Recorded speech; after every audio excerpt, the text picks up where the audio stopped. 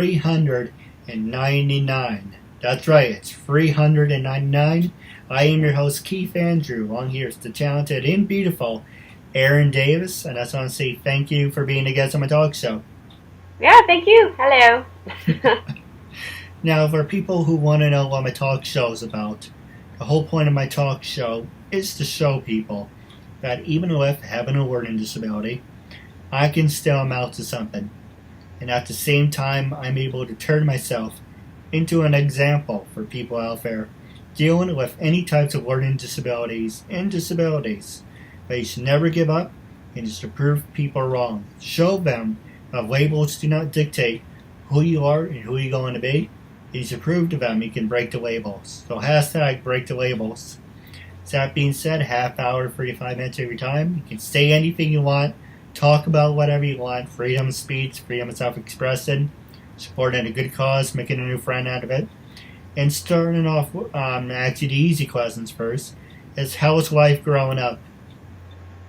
Well, I grew up in an area called Carroll County in Maryland. It's a semi-rural area. I call semi-rural because there's still a decent amount of people that live there, but there's a lot of farms and a lot of greenery and rolling hills. It's really beautiful, actually. I definitely liked growing up there. I have a good family that I'm close with.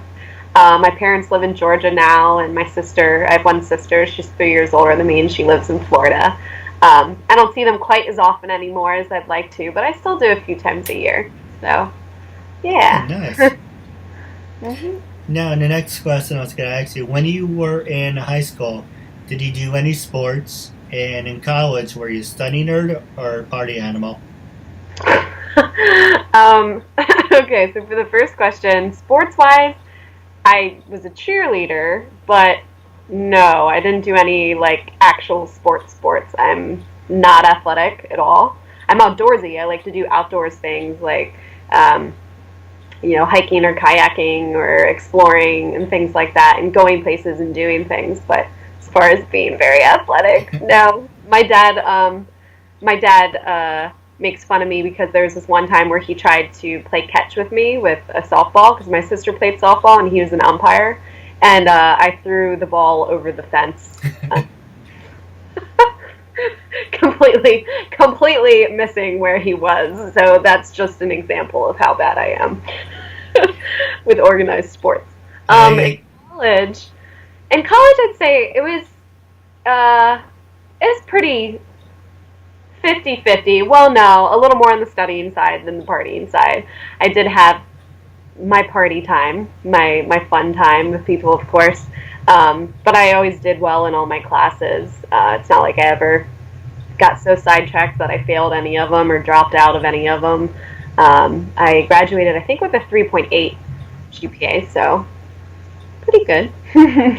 Well, I'm going to throw myself underneath the bus. You can do laps around me, and I'm a bad fart. So as far as sports go, my brother wanted to play catch with me a couple of years ago when I was younger. Uh-huh. And he's like, go back. I was like, if I keep going back, I'm going to be up against the fence. That's fine. Use the fence for support. Here's the ball. And I saw him do this, and I didn't see the ball until the last second. And I got whacked right in the face. That's just like The Sandlot. You know the movie The Sandlot? Have you heard of it, I never saw it. You what? I heard of it, but I never saw it.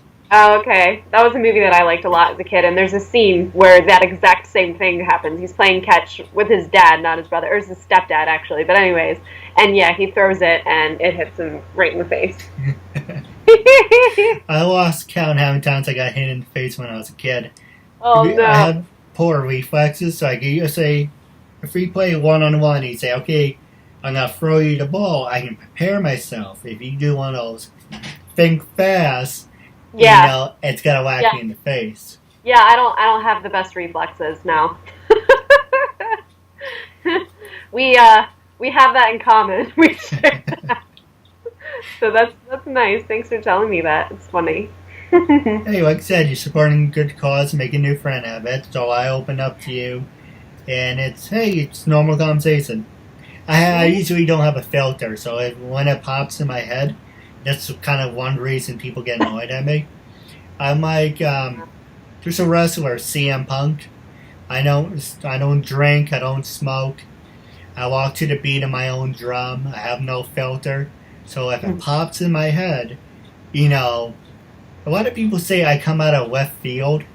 And I'm like, not saying that's a bad thing. It's like, well, you did say that, and it's kind of out of left field, but it could be misconstrued as whatever. It's like, I didn't mean anything by it. I just popped in, light bulb went off. Hey, let's talk about this. And then other people think I'm doing that to be funny or cute. I think we have a lot in common, actually, because I hear the same exact things and I do the same exact things. I'm very random sometimes, and like my mind will go one way, and then when it comes out my mouth, people have no idea what I'm talking about. They're like, "Wait, what?" My brother made fun of me for this. Yeah, throwing myself under the bus, but I just want to make you laugh. Yeah, my brother thought it was funny because it was stupid. I was thinking, I know bees pollinate, but do bees make honey? And because I was thinking, where does the honey come from? And when I said that, all I heard was, do bees make honey? Let me look up that. No filter, no thinking before you speak sometimes. Yep, I relate. My other question I was going to ask you is, you mentioned you were a cheerleader. I can see that you have the perky look, so I guess you had to fighting the boys off left and right. Did you ever decide to become a professional cheerleader, or was it just a hobby? No, it was always just a hobby. It was something that I liked doing. I was a flyer, actually. That's the person who gets thrown up in the air. And that was the real reason why I did it, actually, because I found that to be really fun. The actual, like, cheering part and all that stuff, It's kind of robotic after a while. Right. It came with the territory, but I really did it to get thrown up in the air. I did it for a long time, from when I was probably, I don't know, 8, maybe, up until, like, the middle of high school. So, yeah. Would he ever go back to it, or is it past tense? Probably past tense. I don't really know how I would do that now. I don't think I could do a lot of the same things. Hey, don't knock it till you tried. True. Yeah. Maybe if I saw some of my girlfriends that I did it with one day, and we were all like, "Hey, let's do a stunt," and be like, "All right, let's not kill ourselves." Actually, it's kind of funny you said men's event. That's my last easy question for you. I want your honest opinion too, because my brother likes picking on me, and I like doing human pyramids. I know, I'm a loser, but I love that stuff. So he's like, you do an interview day? Do you like to go to the human pyramids? And it's like, I do the talk show because it's fun, and instead, every time I do something, like, like, I got you think it's funny if you freaking antagonize me. You should be like, "What are you doing?" And then be like, "Nothing." What's he doing? Nothing. My dad's like, "Oh, just ignore him. He will stop." It's like, yeah, this is why I need my own studio. Is that what he sounds like? Yeah, when he imitates me. Oh. That's funny, because you're imitating him, imitating you. Yes. But what's sad about it is I use him for an inspiration, and he thinks I'm an ass-kisser. And then my dad was a former assistant principal, and he had lunches Al Pacino, and then he had, let me correct my thoughts. Okay, he had lunch with Al Pacino. He met Mayor. He was on the parade with Mayor Giuliani. He had Wesley Snipes as a student. And then around the corner, J-Well went to school. LaGuardia. And so, you name him, he met the Wayans brothers. You name him, he had a very interesting career for 36 years. So, for me, I use my even though he's an asshole, I use my brother for an inspiration. Sometimes I wonder why I do say that, how he treats me. I do use my dad for an inspiration. And basically, you know, I'm just trying to turn myself into an example, saying, hey, if they can do it, in whatever labels they had, I can do it too. Yeah. With that being said, going back to my question, is did you ever do a human pyramid, number one? And before I ask you that, and do you think that sounds perverted, or do you think that's just a general question? No, I don't think that sounds perverted. I think most people have all done a human period at some point. Like, I used to do that kind of stuff all the time. I think I've done it, like, in a group family photo or something years ago. If I might not be remembering that correctly, but I have done it for a photo before with a group of people. And I feel like that's a very common thing. They're fun. It's like, I'm also kind of lucky because I get to be one of the ones on the top and I don't have to be crushed on the bottom. So maybe that's why I like them more. But no. It's not. The reason I was like, well, I like human pyramids. I know, I'm a loser. And I was like, maybe, I was looking up a book of questions. You know, I give you an example. I have my book of questions. Where's my book? It's like, okay, season 1. Where do you stand on gun rights? Season 2. I'd say season 1, where you stand on gun rights, gay rights, all these hard-hitting questions at the very end of the show. Season 2, I was like, okay, let's do the same format, but let's do something a little different. So I would save the questions at the very, very, very end, like the last 10 minutes. Season 3 and 4, and I was like, well, I asked my part, take a break, and pass the show over to you. You can ask me anything you like. And it's like, I need to ask certain questions, because people ask you how was life growing up, you know, who influenced you, and all this, and blah, blah, blah, blah. And I didn't want to be a broken record. So I was like, what about pyramids? I like pyramids. Or my brother would say, pyramids. So I was like, I like pyramids. So it's like, why not turn that into a question?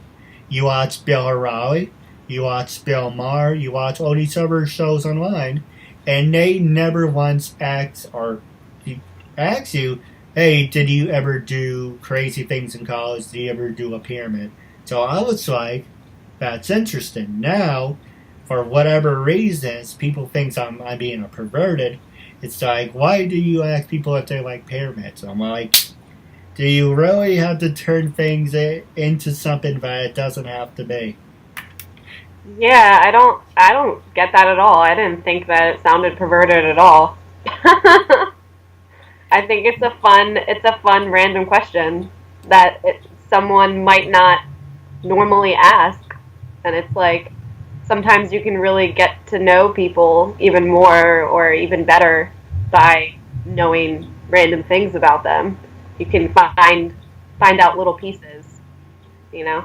Yeah, I agree, and so, you know, some people say I walk around with my emotions on my sleeve, but I always find myself to be 100% legit instead of trying to be a carbon copy of someone.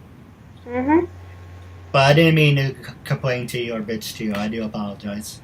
No, whatever. It's cool. We're chatting, remember? Now, while on the subject, and then I'm going to ask you about your acting career, is I never done one. I always wanted to. Would you ever be interested in doing one, or is it like past tense? Doing what? Oh, the pyramid.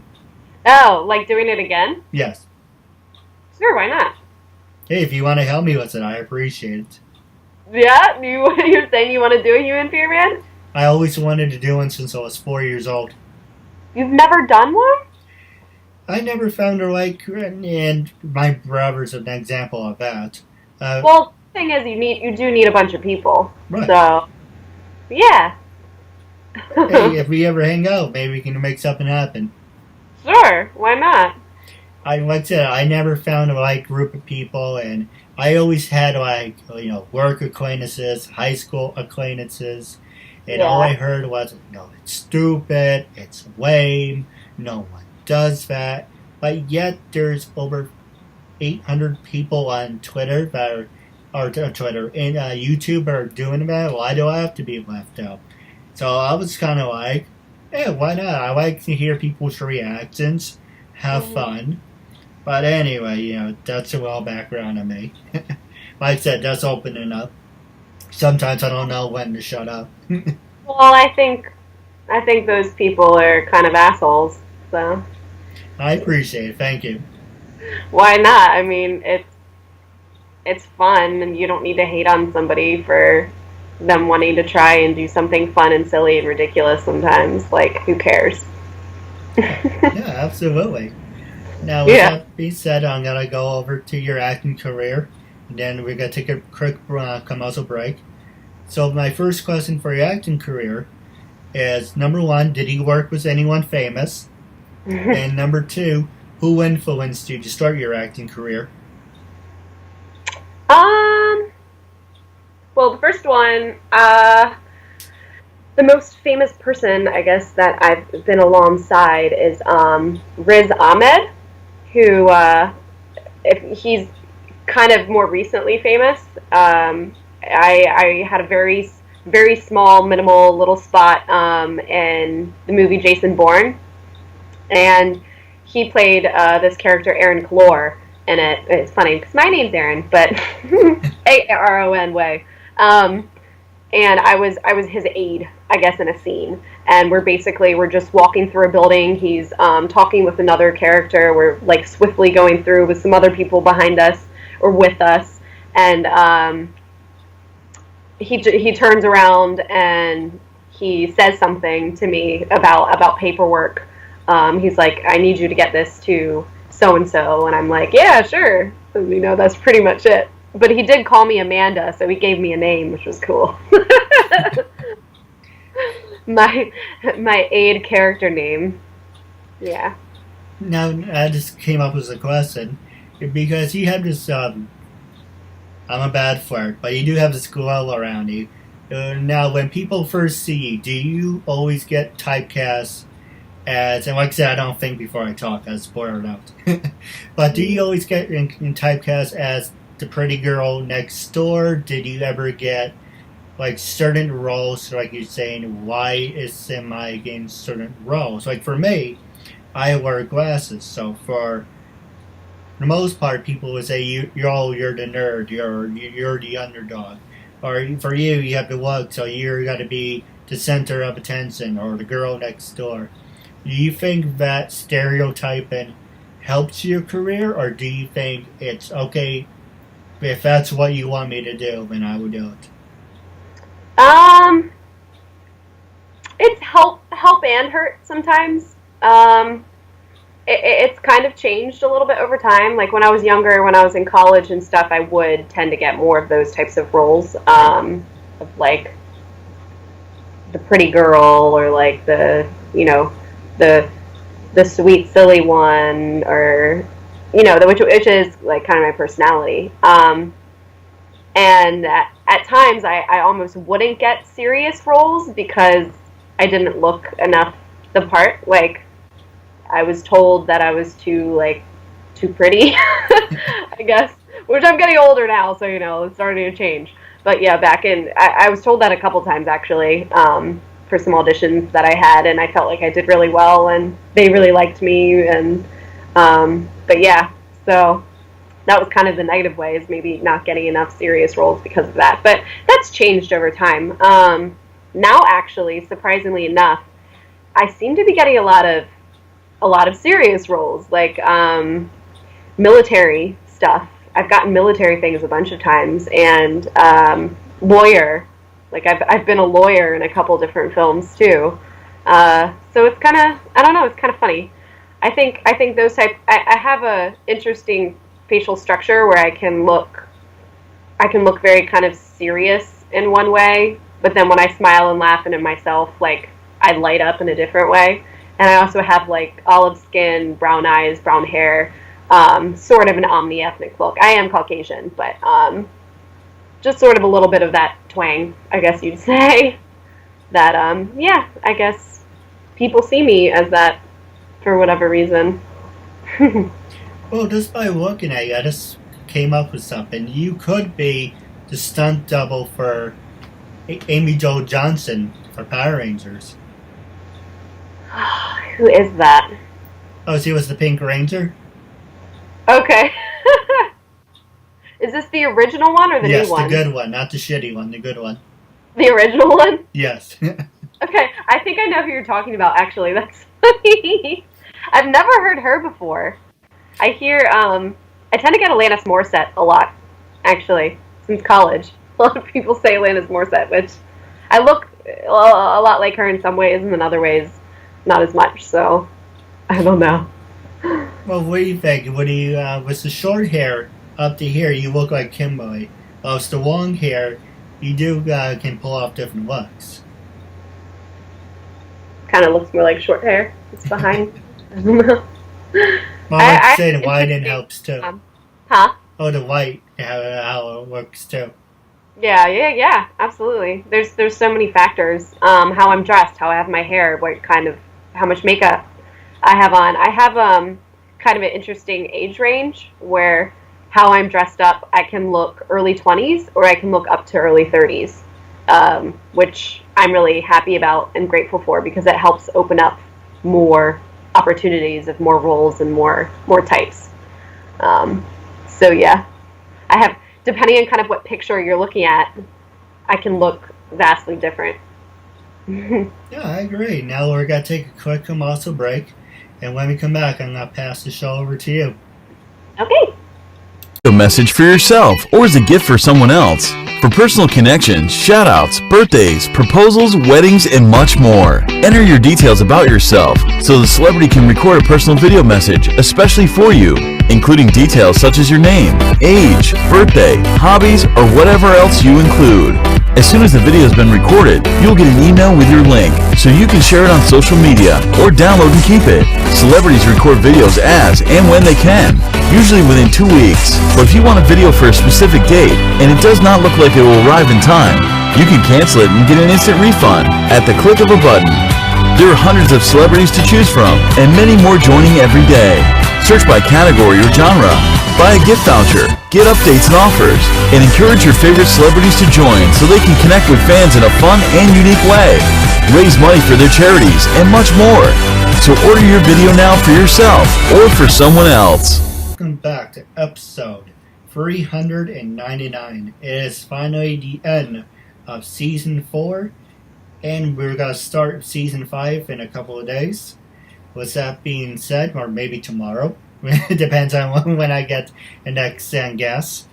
But I am your host, Keith Andrew. Along here is the talented and beautiful Erin Davis. I just want to say thank you for putting up with me and being a part of my journey.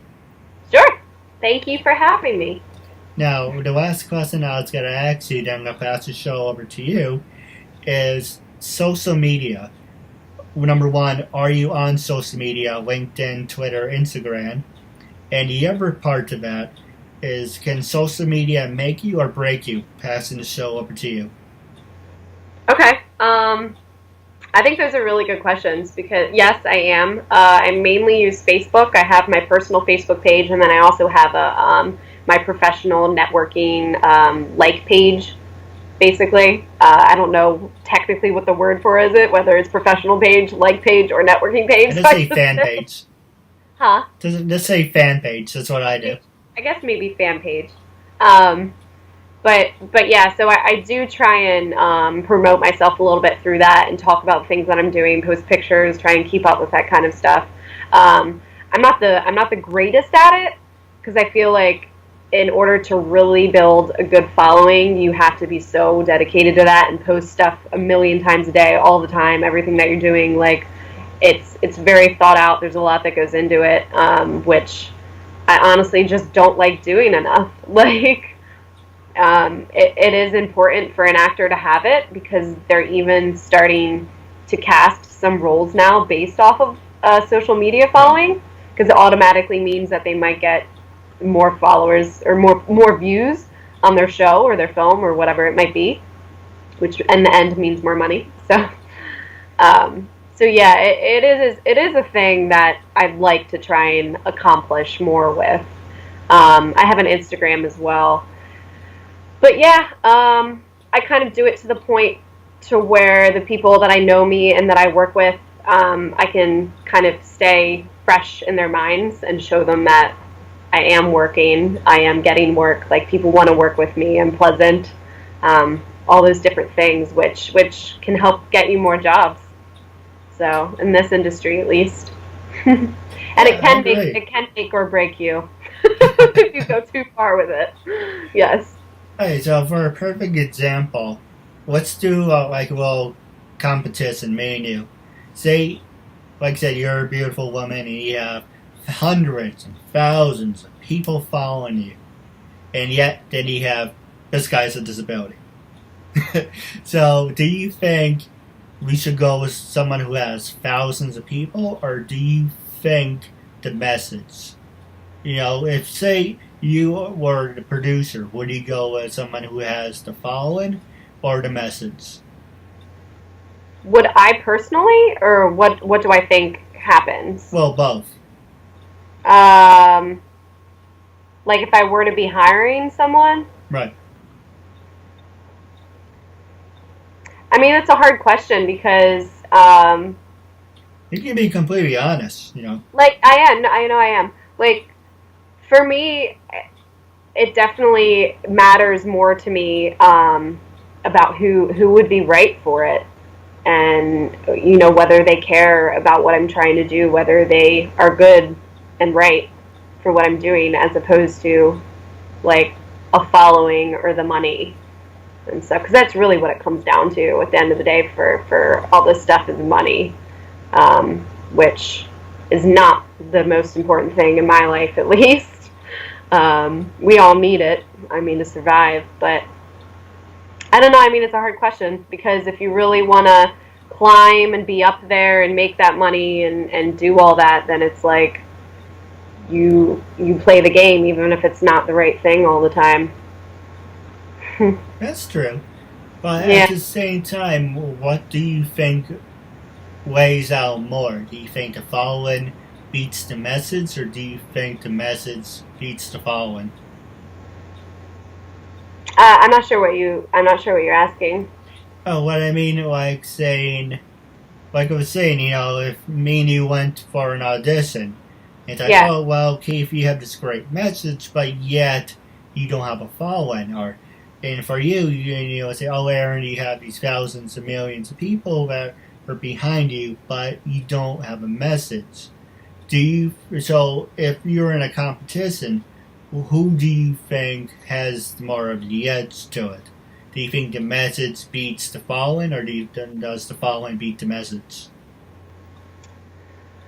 Well, at least in this industry, in film and television, the following beats it. I mean, look at famous actors and all the jobs they get because of who they are and their name. And yes, they're good, you know, and they're amazing, and they have a great look, they know what they're doing, they're professionals and great actors, but at the end of the day, they do get a lot of jobs because of who they are and because it sells.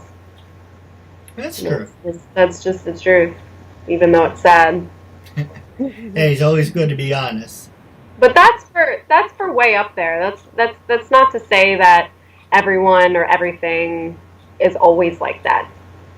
I'm talking about like big budget Hollywood. Right. Well, what would we be considered? You know, I consider myself a C-lister. You have the looks. You can be like a B-lister. Right now, I'm definitely not a B-lister. I'm still working my way up. I mean, I have made some good leaps within the past year or so. some good connections, and I definitely feel like I'm on the right path. But I still got a long way to go too. Like you help me, I help you. Yeah. Now, my last question for you is: do you have any subjects you want to promote, or any questions you want to ask me? If this is your time, you can ask me anything you like. Gloves off. You're like, nah, sit back. What do you like to do for fun? Like besides stuff like this? Well, when I don't do my interviews, I do make a lot of fan-made parodies for people, like we were talking about off the air. I wanted to try a little experiment. The reason I do the fan-made parodies is because, I do like Jumbo Book and Dumbo, but I also want to show people I'm not a one-trick pony, but I can still do other things. So basically, and it kind of annoys me in a way, because people are like, oh, we saw your Dumbo parody of this cute girl, what's her name? I don't give out names. And it's like, oh, this cute girl did lines, and it's really good. Can you do more of it? Okay, fine, that's fine. What do you think of my talk show? It's okay. Could use a little work. But keep out the Dumbo stuff. I'm like, okay. And so I look at the numbers, and I think that one of them is over 9. Yeah, to Dragon Ball Z joke, it's over 900 or 9,000. But it's over 900. And then I'm like, why is Dumbo and Jumblebug, it's like this? For my interviews, it's like 25, 30 views, and I'm like, okay, I know people like Disney, but let's imagine if I can turn this show into like a little cartoon. Like you can be Minnie Mouse. That's just more cartoony. I think that would get people's attentions more. Hey, maybe if Disney's, go ahead. It's Halloween in like a week. If you have another one, maybe you guys can dress up for it. Actually, it's funny you should mention that, because a year ago I was doing themes. October, all of October it's Halloween. November to December and January was the Christmas theme. And actually, I may do that again. Hey, in a couple of weeks or a couple of months, if you like to be part of the Christmas theme, I would love to have you back on. Okay.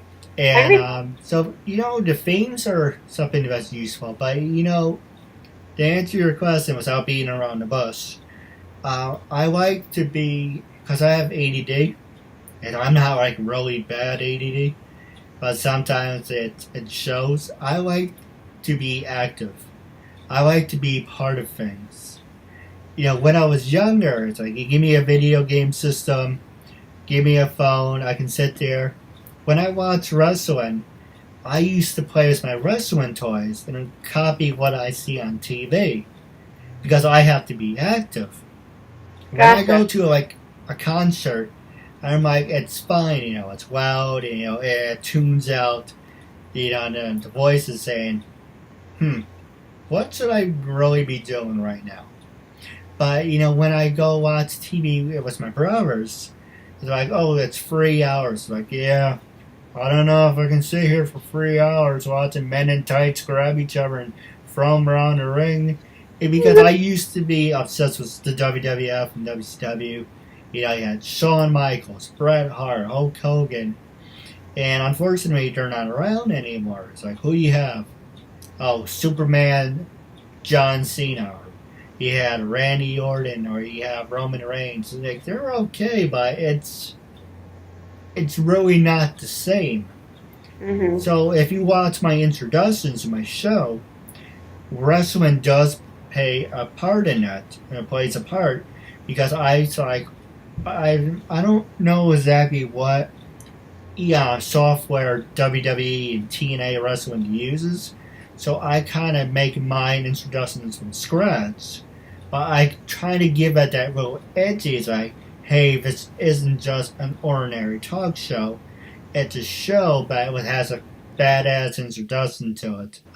Was there anything else you wanted to talk about, or that's everything? Well, I love talking to you. Do you have any other siblings? Yep, I'm the youngest out of 4 brothers and 1 sister. Nice. So what are your other siblings like? You've only really talked about your one brother. Let's see, one's a school teacher, one's a writer, one works in retail, the other one has a disability like me, but it's, really bad. Long story about that. And my mom's a stay-at-home mom, my dad's a retired teacher, and that's really about it. What about yourself? Just one sister, who's 3 years older and lives in Florida now. We've gotten a little closer as we've gotten older, probably. Talked to her maybe a week ago. But yeah, it's kind of funny that you have some teachers in your family, because my dad was a teacher, and my mom was partially a stay-at-home mom. When we were young, she pretty much was. She did some like smaller part-time jobs, but now she works as a home care nurse part-time.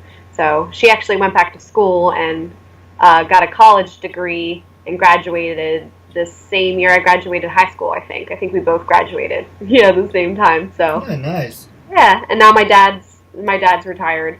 So he kind of retired when she kind of was starting her like at least her more full-time career. Hey, well, I do have a couple questions for you off the air. Okay. We're wrapping up our interview segment. You mentioned you were on Facebook. Are you also on Twitter and Instagram, or does mostly Facebook? I'm on Instagram. I made a Twitter, but I never followed through with it. So I have one on my phone, but I wouldn't even know what it was. I would have to look at like what my name was. But my Instagram is the little @ Erin.Davis6565, and then my Facebook page is Erin Davis, and my Facebook like page is Erin C Davis, because that's what I go by as my actor name. That's what I have with SAG-AFTRA and on all of my resume and IMDb and stuff like that. So. Oh, nice. Well, I do have a couple questions for you off the air, but my last question for you is, when I first approached you to be a guest on my talk show, what was your first reaction? And after being a guest, how you feel now? I don't know. I mean, I think it was kind of like I was curious to know what it was about, really, because I was kind of unsure. I mean, I was interested, but it was also kind of like, when I have the time, or if we can figure out the time. And then, after I thought about it a little bit, I was like, yeah, I do want to do it. Why the hell not? And as of now, I'm happy I did, because I like you. I think you have a lot of good qualities, and don't listen to the haters. I appreciate it. Well, Yeah. wrapping up our segment was a real honor and privilege to have you as a guest, and I'm looking forward to building a friendship with you down the road. All right. Sounds good. Thanks, guys.